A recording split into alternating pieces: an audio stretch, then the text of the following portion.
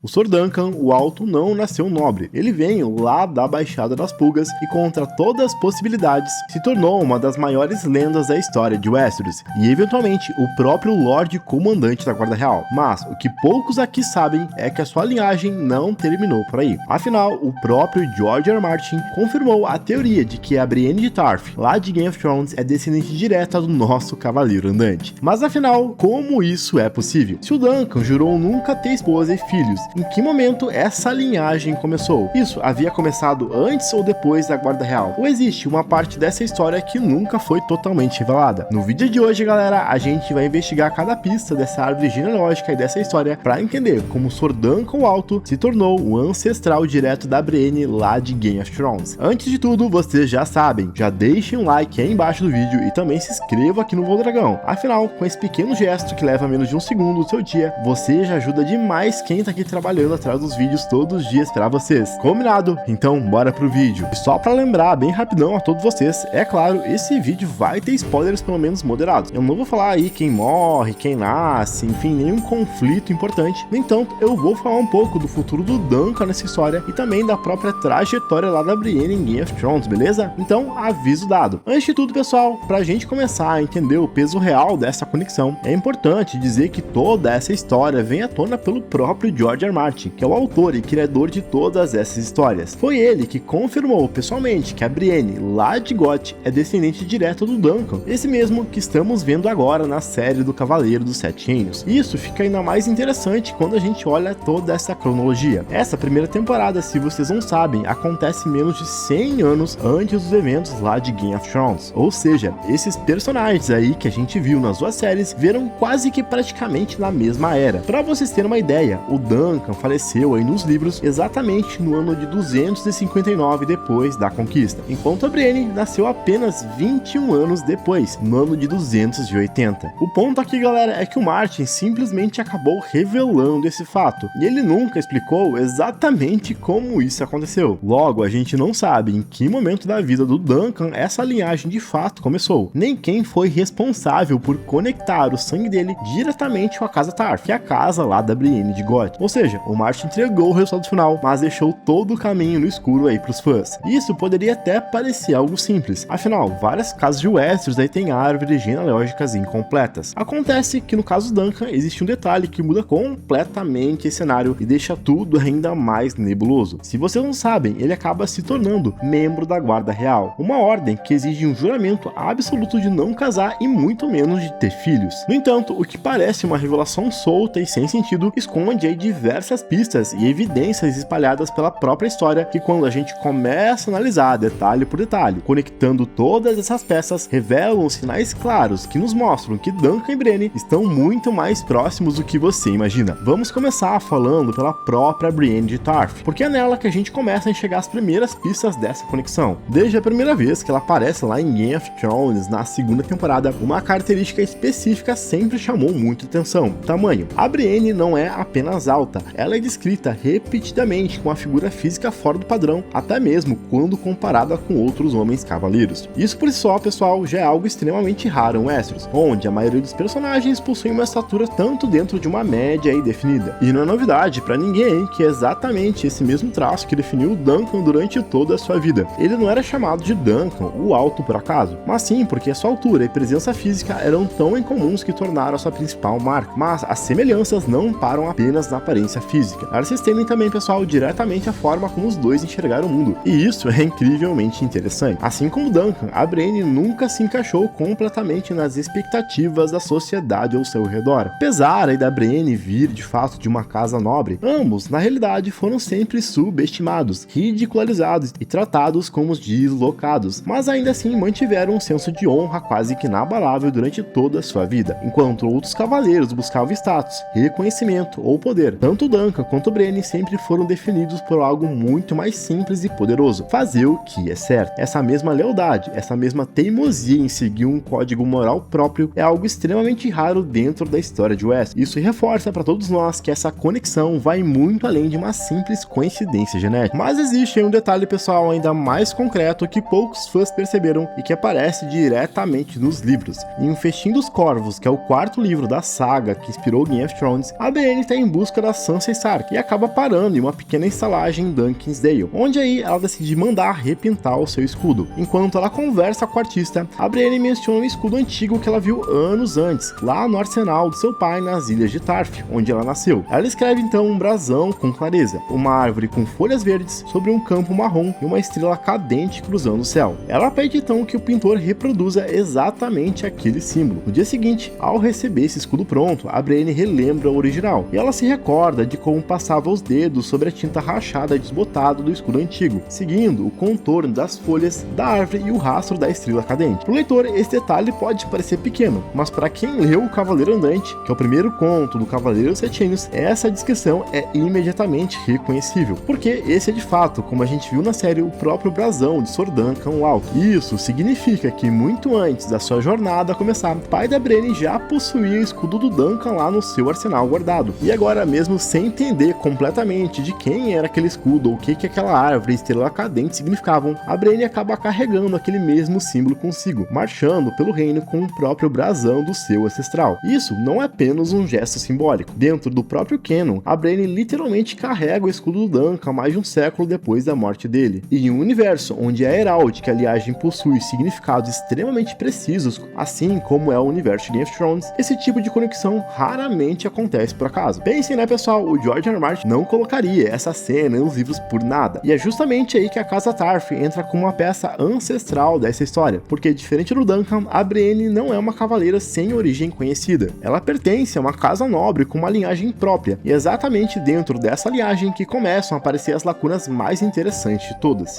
E é aqui que o nosso Duncan acaba se tornando ainda mais importante para a gente entender toda essa teoria. Porque afinal, o que pouca gente entende, pessoal, é que o que estamos vendo agora no Cavaleiro dos Sete Reinos é apenas o começo da jornada do Duncan o Alto. A história dele, de fato, não termina aqui. Ele continua por décadas e décadas depois desses eventos. Os primeiros acontecimentos que estamos vendo, para você ter uma noção, se passa por volta do ano de 209 depois da conquista. Mas o que muitos fãs não se dão conta é que Aegon só se torna rei muito mais tarde, lá no ano de 233. Isso significa que Duncan passou mais de 20 anos vivendo como cavaleiro andante, completamente livre, viajando por todos os cantos dos Sete Reinos sem fazer parte da guarda real. E esse detalhe muda completamente a forma como essa conexão precisa ser entendida. Isso porque durante todo esse período, o Duncan ainda não tinha feito aqueles votos que definiriam o resto da sua vida. Ele não estava preso ao juramento da guarda real. Logo, ele não estava limitado por essas regras, e ele ainda era apenas um cavaleiro construindo sua própria história. Foi só depois que Aegon assumiu o trono, bem mais tarde, que o Duncan em si foi nomeado com o manto branco pelo próprio rei Aegon V.